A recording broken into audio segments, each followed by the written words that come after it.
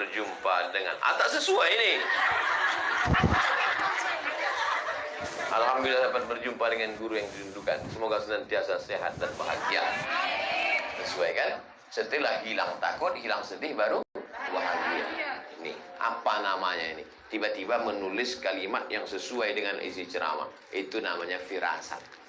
Ittaqu firasatal mu'min fa innahu yanzuru binurillah. Takutlah kamu dengan firasat orang beriman, dia memandang dengan cahaya. Ibu kalau bersih, tulus, memandang dengan cahaya Allah. Dulu guru saya di sekolah cerita begini.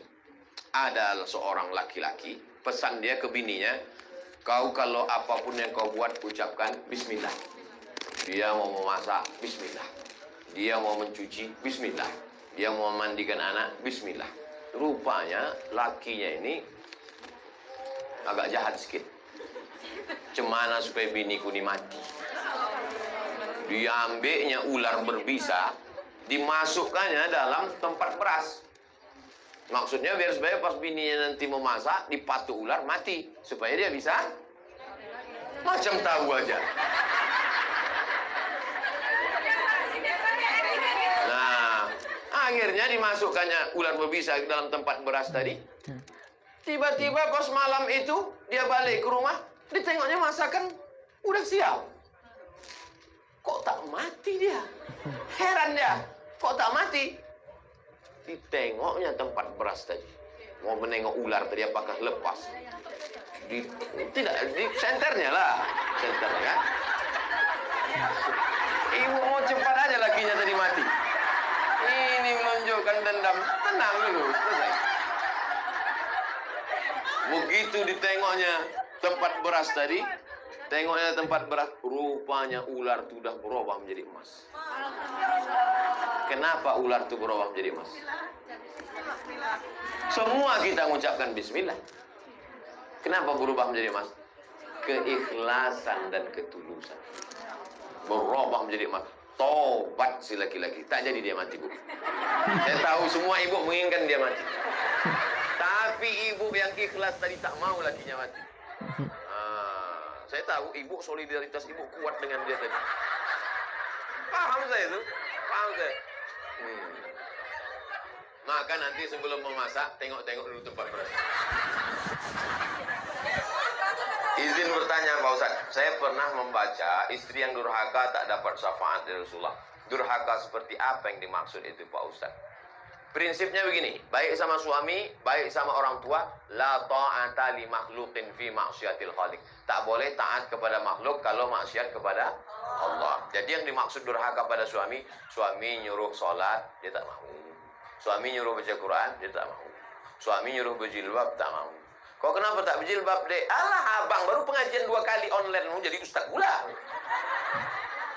Sambal abang pakai lado hijau nanti. Nah, itu bukan durhaka itu namanya suami istri duralek, lebih tinggi lagi dari itu. Di atasnya.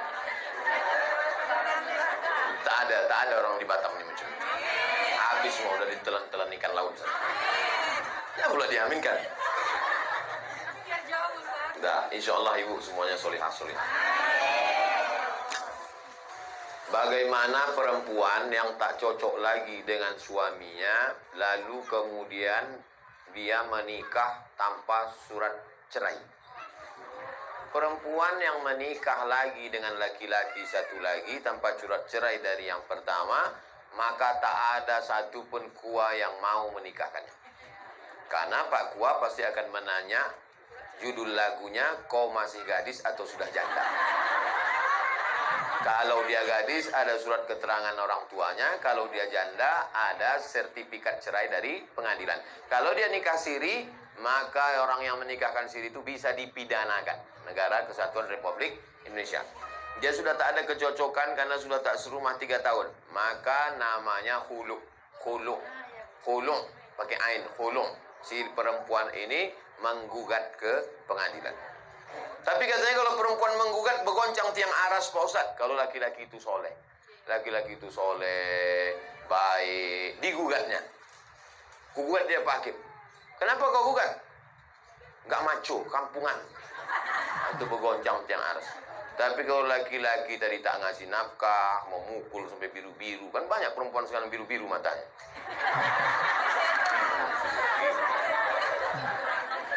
bibir pula bengkak macam Angelina Jolie. Tak ditinju kawan tuh. Nah itu, maka kalau begitu boleh dia menggugat. Nah, prinsipnya kalau tidak melawan Allah Subhanahu wa taala, la ta'ata li makhluqin fi ma'siyatil khaliq. Begitu prosesnya. Setelah keluar sertifikat baru. Kalau tidak, dia bisa digugat di pengadilan. Laki-laki itu bisa masuk penjara, yang menikah pun bisa masuk penjara. Karena kita negara hukum. Mohon nasihatnya Pak Ustadz, dalam kondisi Covid dengan kondisi ekonomi yang tak stabil, bagaimana menyikapinya dalam rumah tangga karena banyak. Itulah yang udah dibahas selama 1 jam tadi. Oh, lama payahnya.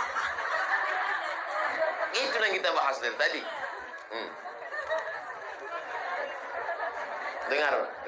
Dengar sekali lagi di radioku.